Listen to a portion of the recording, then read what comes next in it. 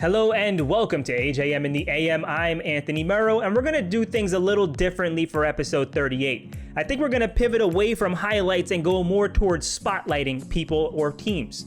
This week I have two teams and two players on said teams, the Boston Celtics and Jayson Tatum, and the Los Angeles Lakers and Anthony Davis. The Lakers have had this weird early season turnaround, and the Celtics have just straight up been dominant. So let's start with the Celtics. The Celtics built a 3-1 week behind a split against the Miami Heat and a win over Brooklyn on Sunday. This makes them 15-2 in their last 17 games.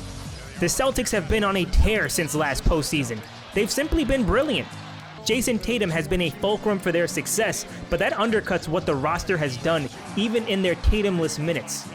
Joe Mazzulla has this team singing some beautiful basketball tunes, which is leading to the best offensive rating in the NBA.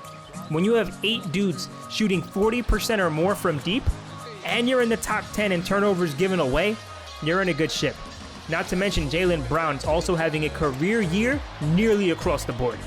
But the biggest addition, I know they added Brogdon, the biggest addition for this team was already on the roster. Tatum has blossomed into a superstar that we saw him be in the Eastern Conference side of the playoffs. That shooting he displayed carried over into the year.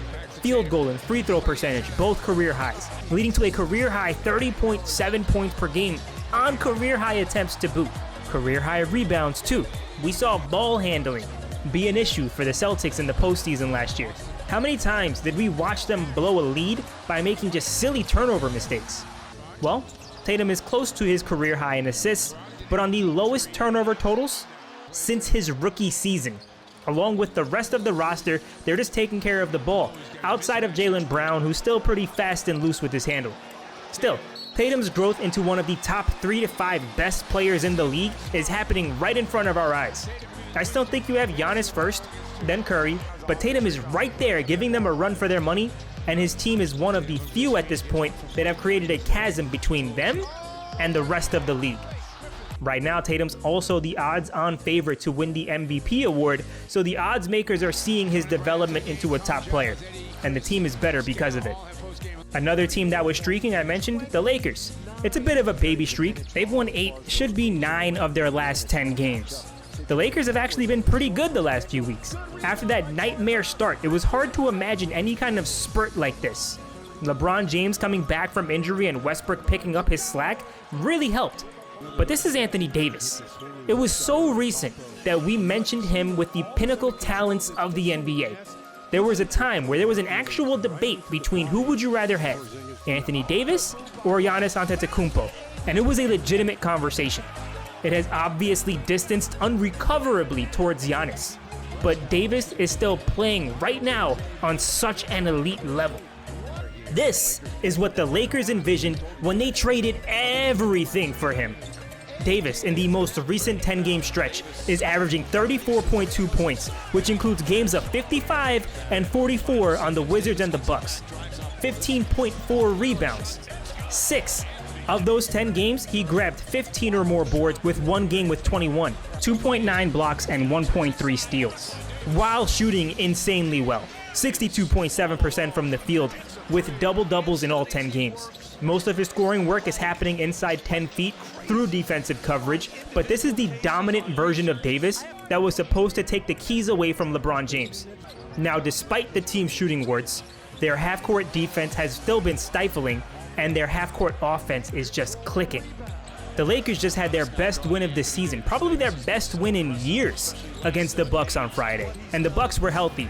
It was Chris Middleton's first game back from injury, and Drew Holiday's back. But the game was still a nail-biter. The difference? The Lakers took care of the ball. Davis, Braun, and Westbrook combined for 0 turnovers and 26 assists. Even with their big 3 balling like that, it was still a tight win. But it shows their ceiling. If, and that is a big if, Anthony Davis can continue to look like the guy he's been for the last 9 games, they have a good chance.